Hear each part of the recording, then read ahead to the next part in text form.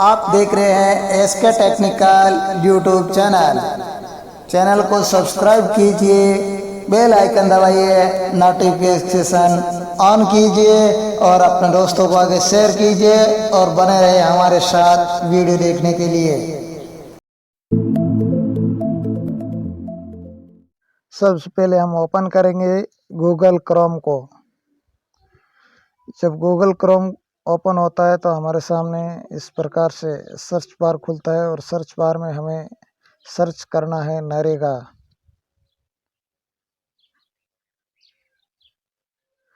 जब हम नरेगा को सर्च करेंगे तो हमारे सामने नरेगा की वेबसाइट खुलेगी, narega.nic.in, Mahatma Gandhi national rules.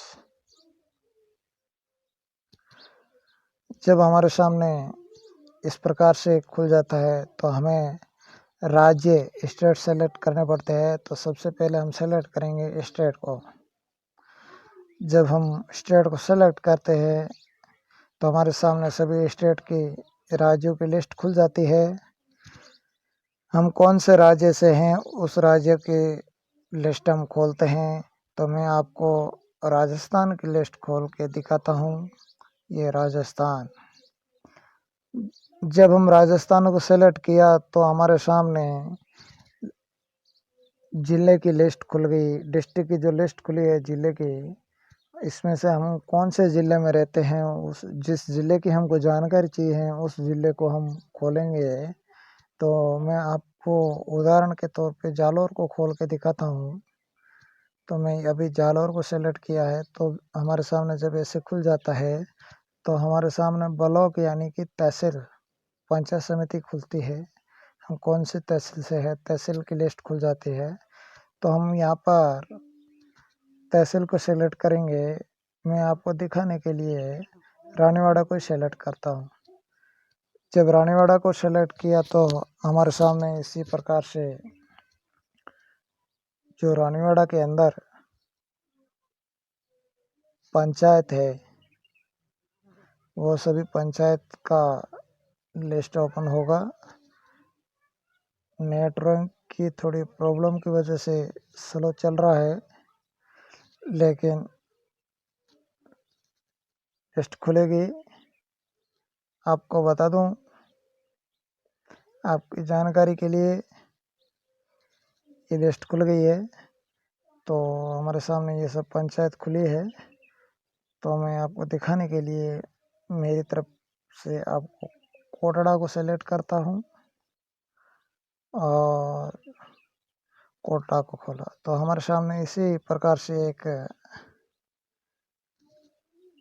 Interface खुलता है। तो हम आप स्क्रीन पे देख सकते हैं जॉब कार्ड रजिस्ट्रेशन, यानी जॉब कार्ड रजिस्ट्रेशन के रिलेटेड जो भी है 5-7 पॉइंट वो है। तो हमें इसमें से जॉब कार्ड एम्प्लॉयमेंट रजिस्टर को सेलेक्ट करना है। और इसमें हमारे सामने जब ये हम खोलेंगे तो इसी प्रकार से सब खुल जाता है। और इसमें अगर हम कौन से किसी भी एक का मैं ओपन करके आपको दिखा देता हूँ तो उसमें हम सब जानकारी जुटा सकते हैं। माना कि मैंने किसी एक का ही ओपन कर दिया है तो इसमें देखो उनकी जानकारी में उनकी कौन सी बैंक रहती है या कौन से मेल वगैरह, कितनी एज है, पूरी जानकारी इसमें ये दी है।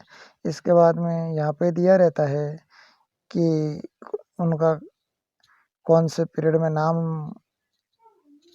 लिखा गया है, कौन से तारीख से लगाकर कौन सी तारीख तक है और कितने दिन का जो हमारा नाम चलेगा वो पूरी जानकारी इसमें दी रहती है। और इसके नीचे ही हमने जो काम किया है तो उसका कितना पैसा जुड़ा है वो भी दिखा जाता है। तो मैं आपको सबसे नीचे की एक लिस्ट में दिखा देता हूँ कि यहाँ पे लिखा है कि आपने 12 दिन तक हाजिर रहे और 12 दिन का आपको 2388 रुपये जुड़े। ये रुपये जुड़े हैं, लेकिन हमारे खाते में आया है कि नहीं आया है इसकी जानकारी जुटाने के लिए हमको ये नंबर याद रखना है 23942। ये नंबर इसके लिए याद रखना है कि ये मिस्ड नंबर है। जब इसको खोलेंगे तो हमें पता होना नहीं है कि यहाँ पे आगे कितनी मिस्ड के लिस्ट है। तो हम इसको खोलते हैं 23942। तो जैसे ही हम इसको खोलेंगे तो हमारे सामने एक ऐसे मिस्ड खुल जाता है। मिस्ड की लिस्ट खुल जाती है। इसमें ज़्यादा मिस्ड नहीं है, आप देखिए 1 2 3 और 4 है। लेकिन अगर ज़्यादा भी होता है तो उसमें वो नंबर रखना याद रखना अपने को अनिवार्य है। जैसे मैंने 23942 बोला था, तो ये नंबर को मैं खोल के दिखाता हूँ कि इस मिस्ड में कितने नाम थे, या इस मिस्ड के पैसे आपके खाते में जमा हुआ है या नहीं हुआ है। ये जानकारी आपको यहाँ से जब मिस्ड खोलेंगे तो हमें पता चलेगा। थोड़ा नेटवर्क समझ आता हूँ, नेटवर्क स्लो होने की वजह से थोड़ा धीरे खुल रहा है, वीडियो लंबा हो रहा है, लेकिन आपके लिए बहुत ही महत्वपूर्ण जानकारी है। आप इसे पूरा ध्यान से देखें। देखिए हमारे सामने जब मिस्ड खुल जाता है तो इसमें लिखा है 1 2 और 3 नाम। तो मैं आपको बता दूं, इसमें जब एक आदमी ने 12 दिन काम किया तो प्रतिदिन की मजदूरी 199 रुपये हुआ, तो उसके 12 दिन के 2388 रुपये हुए। तो कुल भुगतान 2388 रुपये का कर दिया गया है। कौन सी बैंक में किया गया है? तो पंजाब नेशनल बैंक में किया गया है। और ये ब्रांच है, यानी कि कौन सी ब्रांच, उस ब्रांच में किया है। और उस ब्रांच के IFSC कोड भी दे के रखते हैं। वेग लिस्ट जो होती है वो कर्मचारी के पास नंबर रहता है कि इस नंबर के द्वारा हमने इस लिस्ट में जो ये नंबर आए इसके द्वारा हमने ये पे किया है। स्टेटस का मतलब है कि यह अगर खाली होता, वेग लिस्ट, स्टेटस और क्रेडिट डेट, अगर ये कॉलम खाली होते तो आप समझ जाते कि हमारा अमाउंट, हमारे खाते में हमारा पैसा नहीं आया है। लेकिन स्टेटस क्रेडिट लिखा है, यानी कि हमारे खाते में पैसा आ चुका है। और आप निश्चित रहिए, अगर ये क्रेडिट आ गया बोले तो आपके खाते में पैसा आ गया है। तो दोस्तों, मैं उम्मीद करता हूँ कि आपको इस प्रकार से पूरी जानकारी मिल गई है और आप ये जानकारी एकदम उचित समझते हैं। तो अपने दोस्तों को भी आगे भेजिए, या कोई जिसको इस जानकारी के बारे में ज़रूरत हो उसे आगे भेजिए, ताकि वो भी देख करके इस चीज़ को और अपना अनुभव प्राप्त कर सके और बैंक में जाके टाइम वेस्ट नहीं करे।